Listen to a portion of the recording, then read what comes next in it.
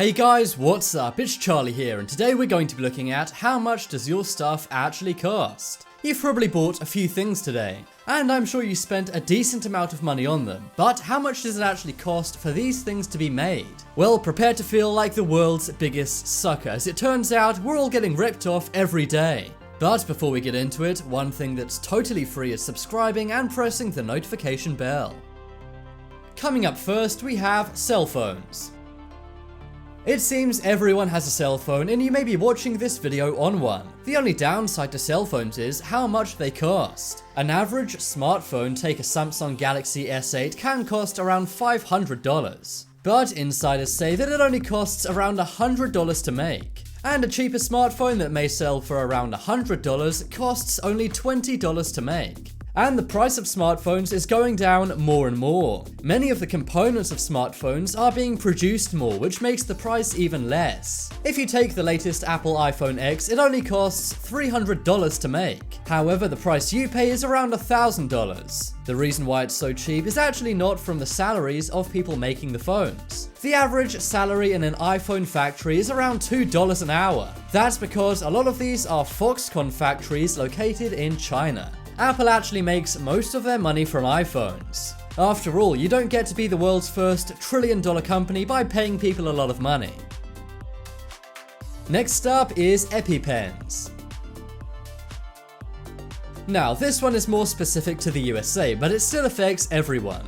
EpiPens are actually a brand name for epinephrine auto-injectors. These EpiPens help people who have severe allergic reactions. This could be to an insect sting, a food, a drink, a type of medicine, or a bug bite. Anyone with severe allergies will carry an EpiPen around with them all the time, and they basically inject an antidote into you if you ever need it. Now in the USA, without health insurance, one 2-pack of EpiPens can cost $600 or more, but amazingly they're only made for around $2.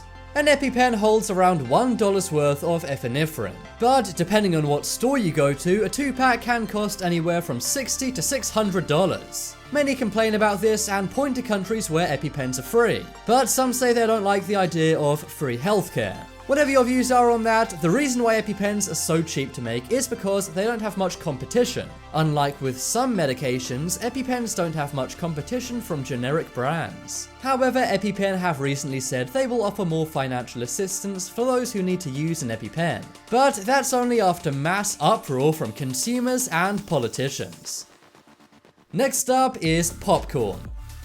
If you go to the movie theater, be honest, we all get popcorn. After all, are you really going to the movie theater if you don't get a big bucket of popcorn? It tastes so good, but the only thing that may put you off is the price. The average price for a bucket of popcorn at a movie theater is $6.50. But how much is the movie theater actually paying for this? Well, while you pay $6.50, they're paying around 35 cents. That's right, the average cost of a bucket of popcorn for movie theaters is 35 cents. You may wonder, why is it so cheap? Well, first off, they're buying a lot of it in wholesale. But if they buy it for so cheap, why do they mark it up so much? Well, according to a study by Stanford University, it's for a good reason. For the first few weeks of a movie being out, all ticket sales actually go to the movie studio. This means the movie theater only makes money from their snacks, not the movie tickets. Movie theaters would have to charge even more for movie tickets if it weren't for them selling their snacks for so much. After all, movie studios do have to make back all of the money they spent making the film. For example, the budget for Avengers Endgame was around $400 million. But with things like Hulu and Netflix taking over, movie theaters may be a thing of the past pretty soon. Next up is text messages. You may not think of a text message as a product, but trust me, telecom companies do. Think about it, it costs you whenever you send a text. But how much does it actually cost the provider to send the message? Well, it turns out we're all getting totally ripped off. The price per text message on a network like Verizon or AT&T is 20 cents. But the cost for networks to actually send a text message is only 0.3 of a cent. This is basically 0.03 cent. This is basically 0.03 cent. Maybe that's why AT&T made $170 billion last year. And it's also the reason why many people, especially in developing countries, use things like WhatsApp or Telegram. After all, those services are free. And it makes sense why it costs so little for networks to send texts. After all, they're literally sending a tiny string of characters up to a satellite and then back down to a different phone. Next up is water. Do you ever buy bottles of water? If you do, I'm sure someone said to you before, hey, you know you're getting ripped off, right? Well, it turns out that person was exactly right. The average price of a bottle of water is $1 to $3. But that same bottle costs water companies around 0.001 cent to make. Water companies make around 1,000 gallons of water for only $1.50. So it costs them way less than a penny to make a bottle of water. But people actually buy it for $1 to $3. So maybe you want to rethink spending all that money on bottled water. A lot of the time, tap water with a filter is just as good. Next up is textbooks. If you're in college right now, then I'm sure it's burning a hole in your pocket. College tuition can cost a ton of money, as I'm sure any college students watching know well. But one huge expense many people overlook in college is the textbooks.